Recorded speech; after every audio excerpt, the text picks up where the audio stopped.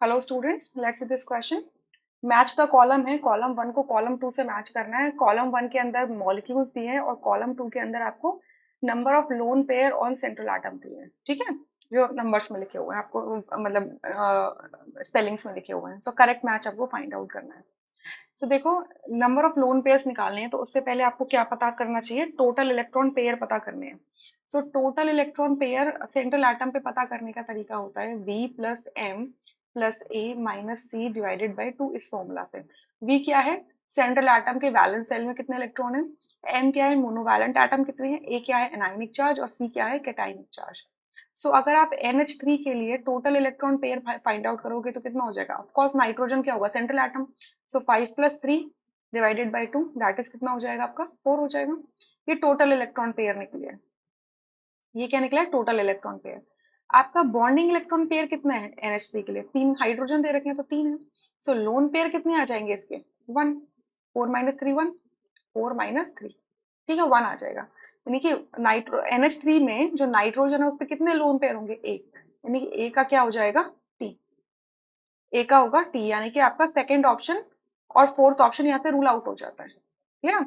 Similarly आप H2O में देखोगे, H2O में अगर ऑक्सीजन पे टोटल इलेक्ट्रॉन पेयर निकालते हैं तो क्या होगा, ऑक्सीजन की वैलेंस शेल में 6 इलेक्ट्रॉन और 2 मोनोवैलेंट हाइड्रोजन है, डिवाइडेड बाई 2 करोगे तो कितना आ जाएगा, 4। टोटल इलेक्ट्रॉन पेयर निकल गए। अब बॉन्डिंग इलेक्ट्रॉन पेयर देखो, तो 2 हाइड्रोजन दिख रहे हैं तो यानी कि 2 बॉन्डिंग इलेक्ट्रॉन पेयर है। सो लोन पेयर कितने हो जाएंगे, 4 - 2, दैट इज 2। 2 आएगा। H2O में ऑक्सीजन पे लोन पेयर कितने होंगे, 2। उनके बी का होगा पी। बी का हमारे पास पी ही निकल के आ रहा है। ठीक है।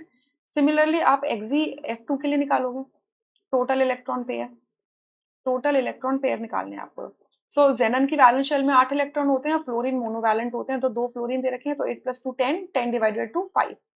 टोटल इलेक्ट्रॉन पेयर 5 है। बॉन्डिंग इलेक्ट्रॉन पेयर आपको कितने दिख रहे हैं, 2 फ्लोरीन दिख रहे हैं।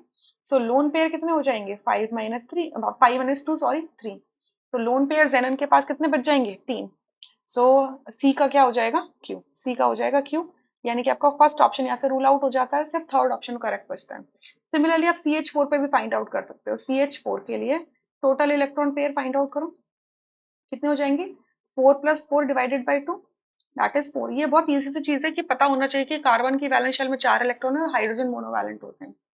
तो टोटल इलेक्ट्रॉन पेयर 4 है। तो बॉन्डिंग इलेक्ट्रॉन पेयर देखो, BeP 4 हाइड्रोजन दिख रहे हैं। सो लोन पेयर इस केस में कितने आ जाते हैं, 4 - 4, दैट इज 0। क्लियर।